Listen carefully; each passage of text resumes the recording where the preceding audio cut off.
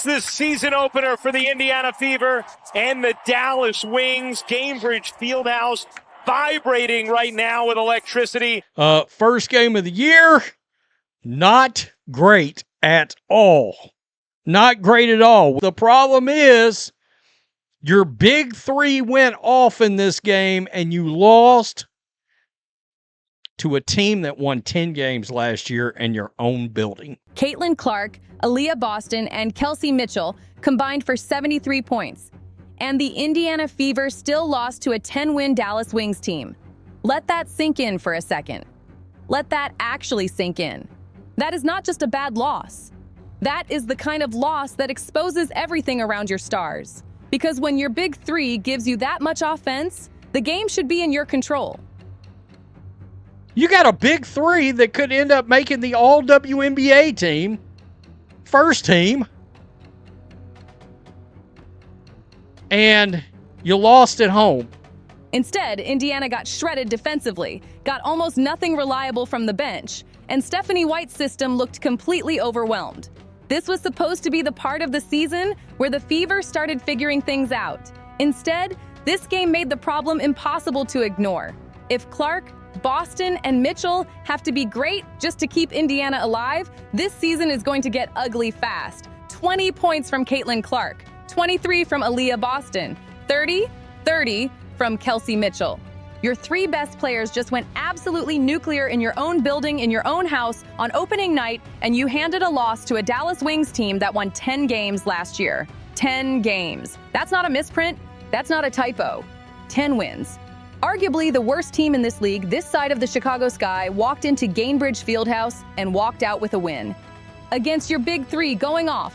Against 73 combined points from your stars. And Stephanie White, the defensive mastermind, the guru, the savior the front office sold us on all offseason, stood on that sideline and watched it happen.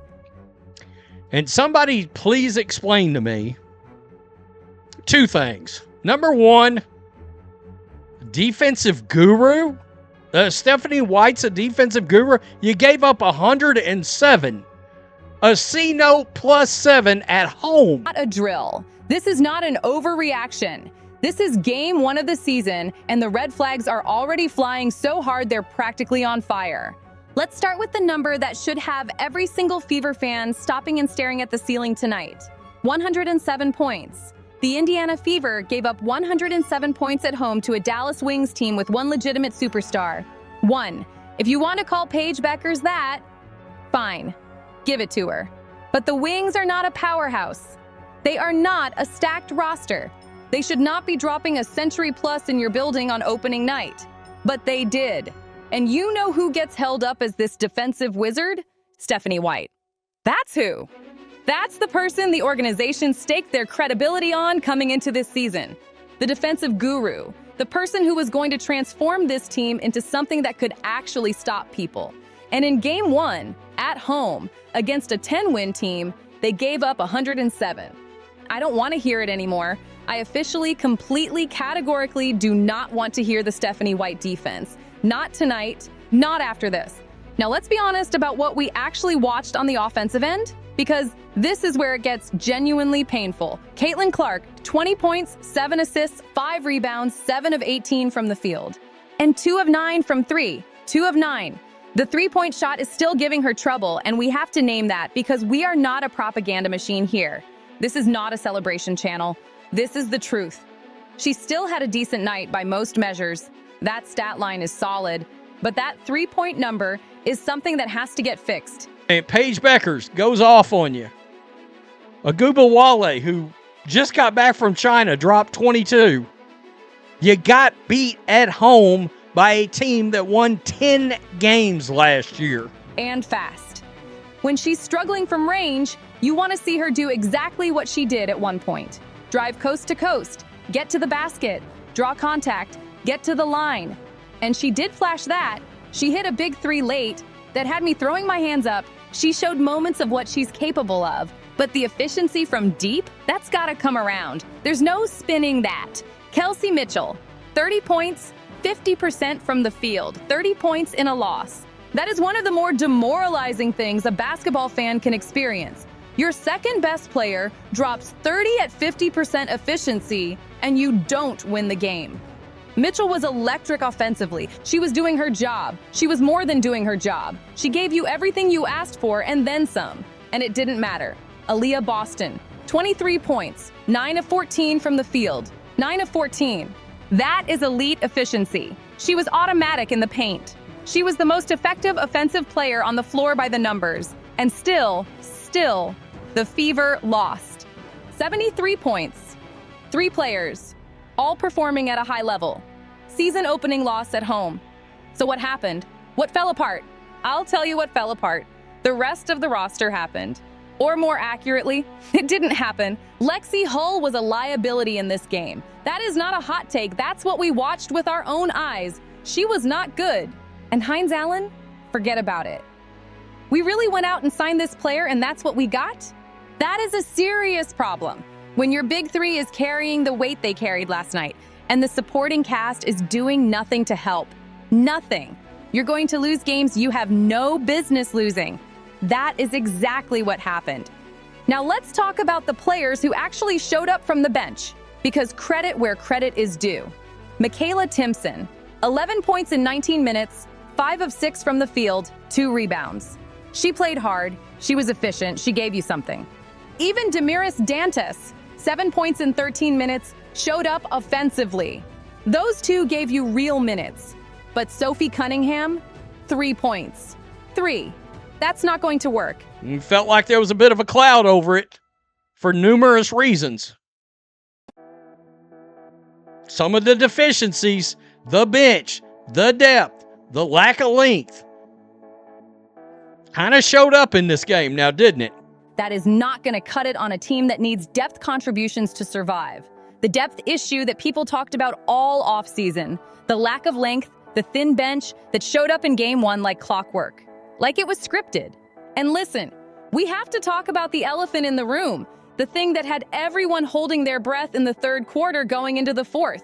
Holly Rowe reported that the Fever training staff appeared to be doing something with Caitlin Clark's groin in the tunnel during that stretch. She came back to the bench with a heating pad around her lower back. Then Grant Young from I reported she went back to the locker room to start the fourth quarter with no further update. After everything that happened last year, after what we watched her fight through, good Lord, I'm not going to pretend that doesn't put a knot in my stomach. We don't know what's going on. Nobody confirmed anything definitive.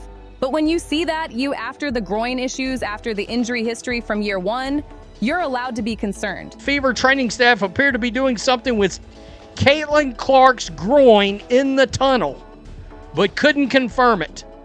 Caitlin is now back on the bench with a heating pad around her lower back. This was in the third into the fourth quarter. You're allowed to feel that. That's not crashing out. That's being a fan who pays attention. And here's what I need you to understand. Even amid all that concern about her health, even amid everything else that went wrong in this game, Caitlin Clark became the 6th fastest player in WNBA history to reach 1,000 career points. She's the fastest point guard in league history to hit that milestone. And not just 1,000 points, she did it while also reaching 250 rebounds and 250 assists in the same window. Fastest player in WNBA history to hit all 3 of those marks simultaneously in her second season. She is a generational player. That is not fandom talking. That is documented history. She is building a legacy in real time, and there are people in this league and in this media landscape who are going to do everything they can to minimize it, contextualize it away, or just pretend it isn't happening. We don't play that game here. We see it. We name it. But generational talent doesn't cover up a busted supporting cast. Generational talent doesn't fix a bench that isn't good enough. Generational talent doesn't make Stephanie White's defensive scheme suddenly work when you're giving up 107 to a 10-win team. And Caitlin Clark deserves better than to be carrying the weight of organizational failures on her back, while people pat the front office on the head and tell us everything is fine. It is not fine. This is game 1, and it already looks like a lot of what we called it would be. The depth isn't there. The length isn't there. The bench isn't good enough. The defensive identity that Stephanie White was brought here to establish, where was it? Tell me where it was against that Wings roster. Point to it. Because 107 points allowed at home says it wasn't anywhere on that floor. This was a must-win game. Not because of the standings, it's one game, but because of what it meant. Opening night at home, your fan base locked in and ready. The most talked about player in the league on your roster. You had every advantage. The building, the crowd, the momentum.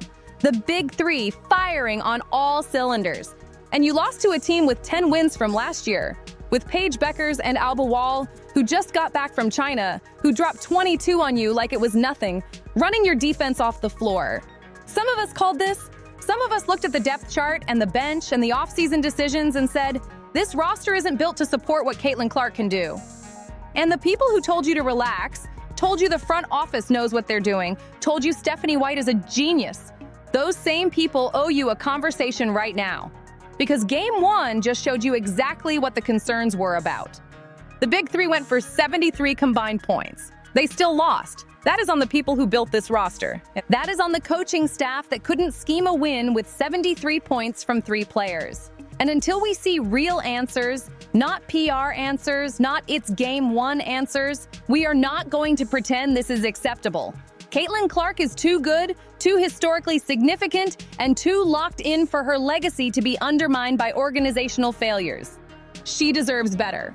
And this fan base deserves the truth. Not the slurp, not the spin. The truth. Game 1. 0-1.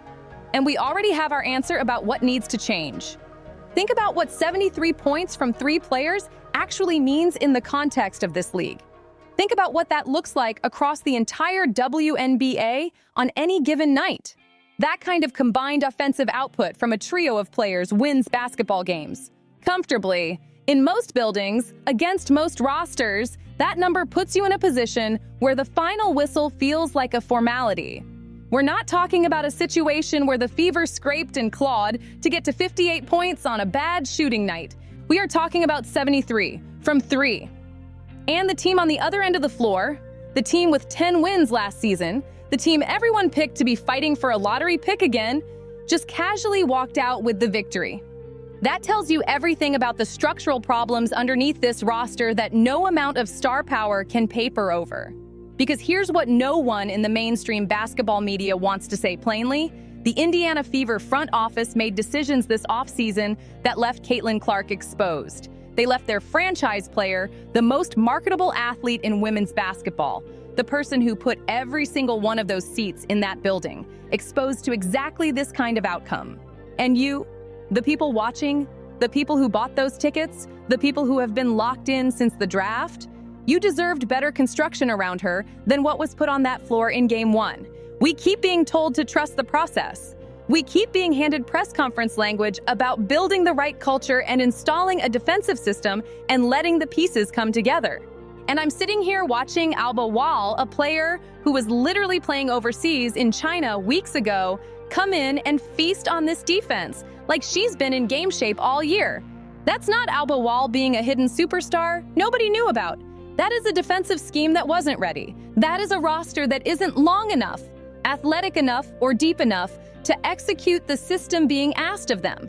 And what makes it worse, what makes it genuinely infuriating, is that Caitlin Clark showed you exactly the kind of player she's becoming. She managed the game under pressure. She found her teammates when her shot wasn't falling. She made plays in the fourth quarter when the team needed them. She did what stars do. She competed.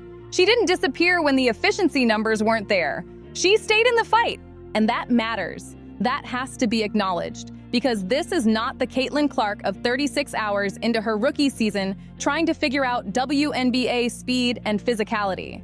This is a player who has studied what didn't work, who has put in the off-season work, who showed up to Game 1 with a professional's mentality, and got handed a loss anyway, because the team around her couldn't hold a lead and couldn't stop a 10-win roster from scoring at will.